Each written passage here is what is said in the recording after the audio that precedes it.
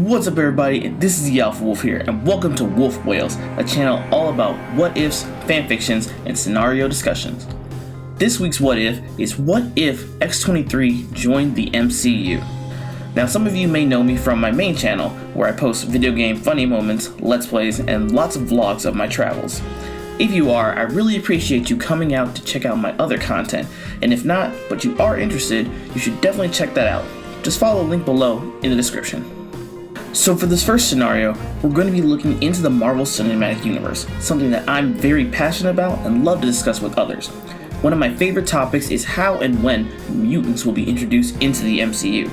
Lucky for us, Marvel's already done just that with the introduction of Wanda and Pietro Maximoff, aka Scarlet Witch and Quicksilver, both of which are mutants in the comics. However, in the MCU, Wanda and Pietro are actually what the world calls enhanced, which means they were actually experimented on and given their superpowers, instead of being born with them. We see this as has been stated many times throughout the MCU, including in Infinity War, where Vision states that Wanda's powers come from the Mind Stone, which is how the two of them are connected. With this in mind, it gives us a very clear and open explanation that though mutants currently don't exist, there are ways for certain characters to be brought in that is both realistic to the story, as well as still being true to the character themselves. And this is where I came up with the concept of what if X-23 was a part of the MCU. So before we begin the scenario, I want to break down a few rules and key things about this that I want to be sure everyone knows. The first is that the main story of the Infinity Saga will need to remain the same. The story will start at the beginning of Age of Ultron, and all the events of the MCU will end the same with the addition of X-23 to the story. However, that does mean that certain parts will be different, but will come to the same conclusion. The main difference being how she will affect and influence certain characters. The second is that there will be no other characters added and no current characters removed. A big thing that happens in fanfiction is the creation of an OC, or an original character. This can both enhance and hinder a story, and though I'm never opposed to adding OCs, for this scenario, I felt it's best to stick with the characters that are already present. On top of that, we will not be removing any of the characters that are already present, as they are pre-established and have an effect on the story already.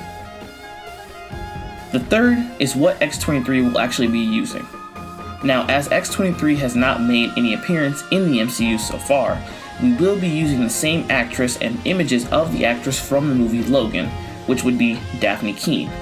However, we're going to be changing her age just a bit, and we're going to make her 12 instead of 11, because 11 is going to be a bit young for the scenarios that we're going to come up with for the story, but everything else should stay the same.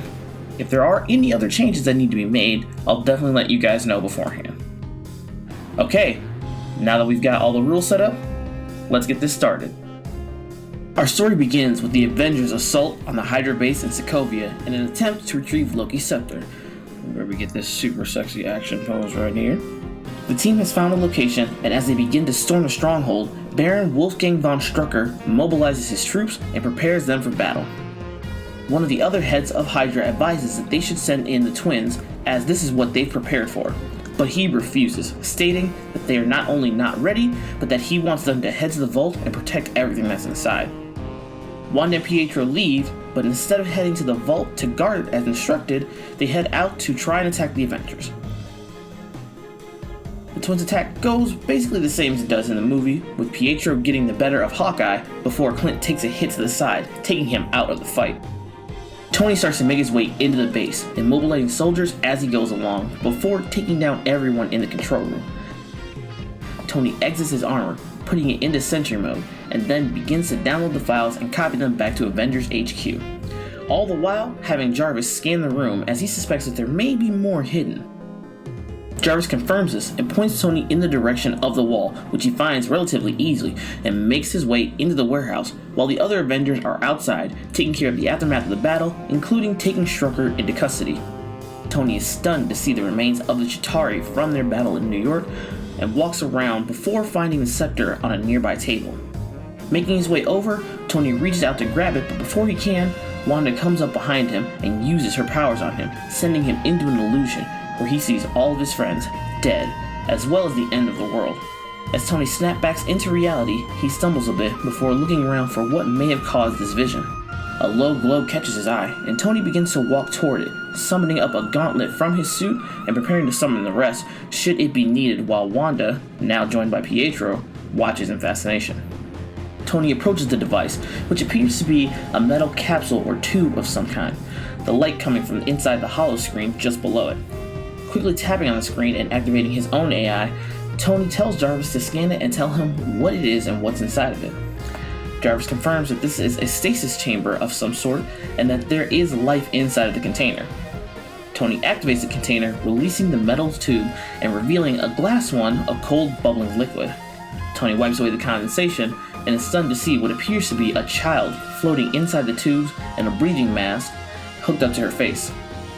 Tony immediately asks Jarvis to read her vitals, to which he confirms that all of her vitals are reading incredibly slow, but that she is still alive and appears to be in a suspended slumber. Before Tony can do anything, he gets a call from the team, asking if he's found the scepter. Walking back over to it, Tony snatches it from the pedestal and confirms that he does have it, as well as having found something else. When asked if it's something that they should be worried about, Tony quips, "Depends. Do you think Hydra has a good babysitting program?" This confuses the team even more, and Tony elaborates on his finding, shocking them all that Hydra would have a child locked up and sedated. As all this is going on, Pietro asks Wanda, "You're just going to let them take it? And her?" Wanda simply smiles a devious smile before leaving. Widow, Thor, and Cap all converge on Tony's location and are amazed to find the container. When Thor asks what they should do with her, Widow states that they can't just leave her and tells Tony that he needs to shut it down. Tony tells her that, though he would love to do that at the moment, this chamber is the only thing keeping her alive and under, which begs the question, why Hydra felt the need to do that in the first place. Cap asks Tony if he actually believes that a child could be that dangerous, to which Tony tells him that whatever she is, it's probably listed in the files that they've already extracted, and that whatever's going on with her, they should probably know about it before they make any real decision. The others agree, and Tony begins the process of preparing the chamber for transportation, calling in the Iron Legion robots that were already helping out in the city to help bring her to the ship. Now on the Quinjet, Cap and Widow give Clint a quick once-over before Widow goes to talk to Bruce about the code green that they called in. Bruce is appreciative of her praise, but doesn't want to dwell on it as he still has yet to come to terms with the Hulk, and so he moves the topic to the girl in the chamber. Widow tells him that they don't have any info on her right now, but that Maria Hill should have something by the time they land. The discussion is interrupted by Tony letting Bruce know that Dr. Cho is on her way to HQ and is asking if she could set up a med bay in his lab, to which Bruce gives the okay. Setting the ship to autopilot, Tony goes and talks to Thor and Cap about the scepter. They're all happy that the search is finally over, though Cap does mention that they'll need to figure out what it was used to create, especially considering that they've run into two Enhanced now, as well as this girl that's in this chamber. Tony agrees and says he and Bruce will take a look at it before giving it to Thor to take it back to Asgard, to which the God of Thunder agrees, as he will be attending the going away party that Tony will be hosting to celebrate their Rebels. As the team land at HQ, they are met by Maria Hill and Dr. Cho. Clint is wheeled away to the med bay while Maria debriefs Cap on the Strucker situation as well as some of the findings from the database. She briefs them on the twins, explaining how they were orphaned as well as their powers. He's fast and she's weird. Cap then asks if there's anything on the girl in the stasis chamber, and Maria tells him that the files aren't fully decrypted yet, but from what she can tell, the girl in there isn't a normal Enhanced, but was actually created by Hydra, though the reasons behind that are still unknown. When asked if there's any information on her abilities, Maria tells him that based on what they've found so far, her ability is nothing super impressive, just an advanced healing factor, and when Cap is asked how advanced, she tells him advanced enough to want to keep her secret and hidden. Cap smirks at this as well, and tells her that he will bring the information to the team and to let them know when the files are fully decrypted. In the lab, Tony's begun to scan the scepter and the Tesseract, while Bruce checks on the vitals and readings of the girl in the tank via the tablet that he has. Natasha is in the medical bay with Clint as Dr. Cho continues to reconstruct his abdominal area. As this goes on, she describes the process of how the cradle works. Cap walks in, commenting that cellular regeneration seems to be a pretty popular ability right now. Tony chimes in that seems to be the base knowledge of what the files have said, and that they're waiting for Maria to decrypt the rest of the files, but that she seems to be relatively harmless. Widow nods in approval and says that they should probably get to working on getting that girl out of the chamber. However, much to her surprise, Bruce voices an objection to this. It's not that I don't think we should let her out, but given my condition, I don't think it's the safest option. Tony chimes in and agrees that she probably should be kept under, though his reasons are because the lab is full of very expensive equipment and the kid wouldn't be able to pay for it if something got broken. Widow rolls her eyes at him and asks Cap and Clint what they think. Clint doesn't see any harm in it and agrees with Natasha that the girl should be let out. Cap too agrees, seeing as there doesn't appear to be any immediate danger, though he does have some reservations given their recent run-in with Bucky, his old best friend, who was used as a sleeper agent by Hydra and was kept slept until needed. Steve suggests that they have someone close by and on watch in case there are any other incidents like that, so then that way they can be prepared. Tony volunteers Widow for the job, and though she wants to tell him off, she agrees that this is probably the best case scenario, stating, "There's no telling what kind of damage you boys could do to a little girl's mind." "Well, looks like nap time's over," Tony says sarcastically, walking over to the chamber and beginning the process of draining the liquid from it. The screen shows that her vitals are all coming back to normal, though at a very accelerated rate, almost to the point of spiking. This quickly sets off an alarm on the screen, which begins to flash red and multiple danger signs appear. Natasha asks Tony what's going on, to which he tells her that her readings are spiking, and if this keeps up, she's going to go into shock if they don't get her out of there. The team wastes no time, jumping into action, with Dr. Cho and Bruce wheeling Clint away on a gurney, while Natasha, Steve, and Tony get working on the chamber to open it as fast as they can. The girl inside begins to shake as her body responds to the sudden change, and just as her body goes still, Steve is able to pry the glass doors open. Natasha begins to remove the tubes and breathing mask, ignoring the cold, clammy feeling and the paleness, to check her pulse, which appears to still be rapid and fast.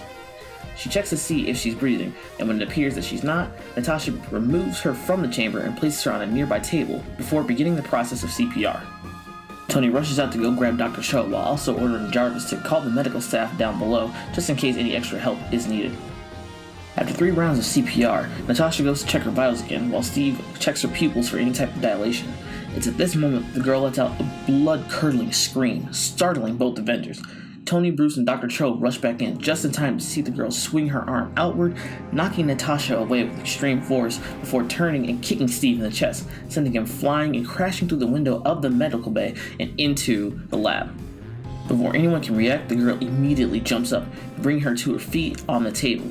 As she starts to turn around and look at them, she gives an immediate snarl and screams before jumping through the air and lunging herself at them. And that's where we're going to end this part. I hope you guys did enjoy this, and I hope you're excited for more. If you are, then let me know by leaving a like on this video, as well as a comment in the section down below, to let me know what you think about this, as well as what you think is going to happen from here on. And if you haven't already, you should definitely subscribe for more of this, as well as many other what ifs, and I'll see you guys later. Thanks.